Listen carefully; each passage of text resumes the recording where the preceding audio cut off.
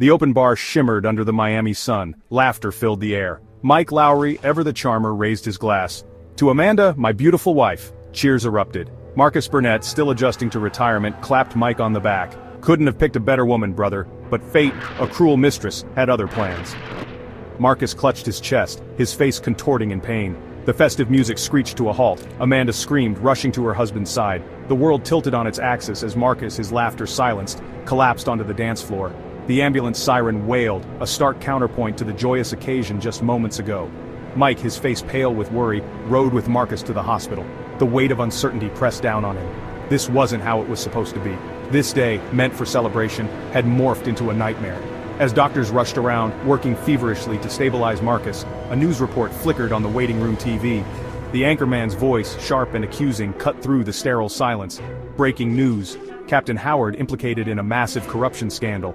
Mike stared at the screen, his blood running cold. This couldn't be true. Not Howard, not their captain. The news report played on a loop in Mike's mind. Howard, their mentor, their friend, accused of being a dirty cop? It was unthinkable. Yet the evidence seemed damning. Grainy surveillance footage, a trail of suspicious financial transactions. It all pointed to Howard. Mike paced the hospital waiting room, his phone pressed to his ear. We gotta clear his name, Marcus. This doesn't feel right. On the other end, Marcus, his voice weak but resolute, agreed. Howard's family. We owe him. Discharged but far from recovered, Marcus joined Mike. They sat in Mike's sleek black Porsche, the Miami skyline a distant silhouette. They needed a lead, a starting point in this labyrinth of accusations. Mike's gaze fell on a crumpled piece of paper, a note with an address scrawled on it. Armando, he muttered. Maybe he knows something. Their search for answers led them to a quiet suburban street.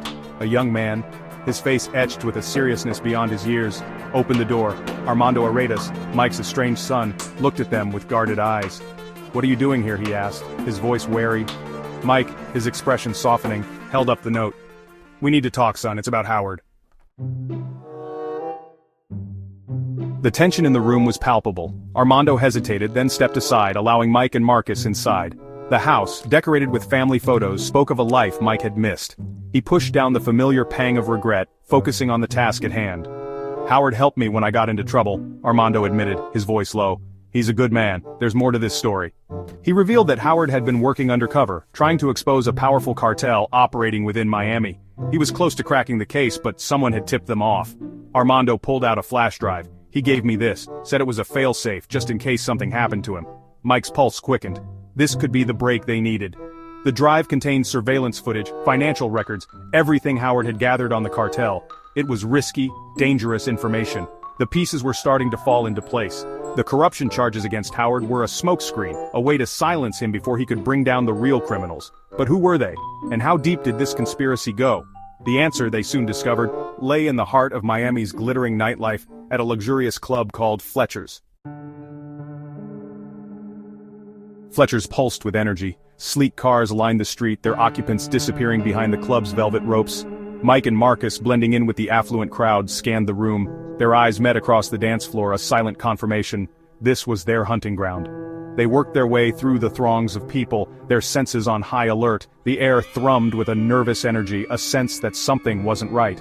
As they delved deeper into the club, they noticed subtle signs of the cartel's presence. Coded conversations, watchful eyes tracking their every move. Suddenly, the music stopped, the lights flickered.